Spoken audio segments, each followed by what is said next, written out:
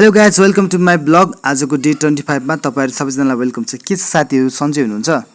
सबैले लाग्छ अस्पतालमा काम सजिलो होला, सबैले लाग्छ अस्पतालमा काम सजिलो होला, तर कोही देख्दैनन् हामीले हरेक दिन मृत्युसँग जुधिरहेका हुन्छौँ।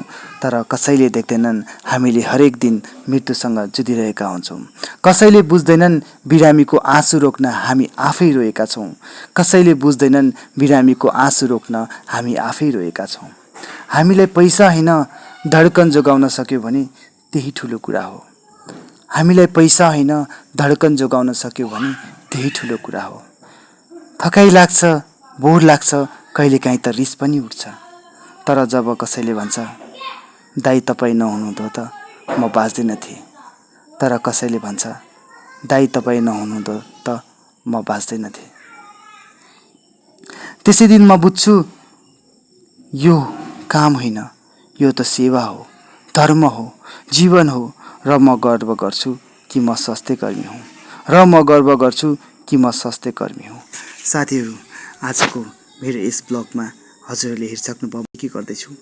मसँग आज थियो यो एउटा इन्जेक्सन जोन, जसलाई हामी सिप्ट्र्याक्सन भन्छौँ। साथीहरू, यो चाहिँ एउटा एन्टिबायोटिक हो। यो कुनै पनि व्यक्तिमा सङ्क्रमण छ भने चाहिँ यो एन्टिबायोटिकले लड्ने काम गर्छ। साथीहरू, यो म एउटा भाइलाई लगाउँदै थिएँ जसलाई चाहिँ टाइफाइड पोजिटिभ थियो।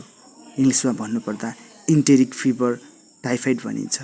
साथीहरू, तपाईँहरूलाई पनि भएको थियो होला, सबैजनालाई भएको होला। सबैजनाले चाहिँ टाइफाइड भयो भन्दैमा डराउनु पर्दैन। तपाईँहरूले चाहिँ आफ्नो नजिकको स्वास्थ्यकर्मी अथवा डक्टरसँग सल्लाह लगेर मेडिसिन लगेर खान सक्नुहुन्छ र उपचार पनि गर्न सक्नुहुन्छ। साथीहरू, हाम्रा भाइ बहिनीहरू सबैजना हाम्रो यस युट्युब च्यानल अगाडि बढाउनको लागि लाग्नुभएको छ। तपाईँहरूले पनि हामीलाई सपोर्ट गर्नुहोला, लाइक गर्नुहोला, सेयर गर्नुहोला र सब्सक्राइब गर्नु चाहिँ नबिर्सिनु। उहाँ हाम्रो भाइ हुनुहुन्छ लोकेन्द्र, उहाँ एकदमै राम्रो मान्छे हुनुहुन्छ। सबैजनाले लाइक, सेयर, कमेन्ट अनि सब्सक्राइब गर्नु नबिर्सिनु। हजुरहरूलाई कुनै पनि मेडिसिनको बारेमा जान्न चाहनुहुन्छ भने कमेन्ट गर्नुहोला।